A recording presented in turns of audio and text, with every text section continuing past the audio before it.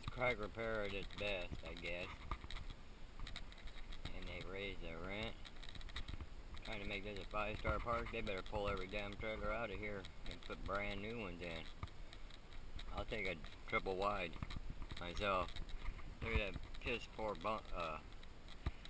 new speed bump down there. How you like that? They put a couple in. Yeah, that'll slow these little lowrider rice burner cars down. They'll tear the front end right off of them and rip their muffler right out. So, they haven't made it down here yet, but I'll try to videotape them when they get down here. Just to show some of you people out there that this is Craig Repair at its best.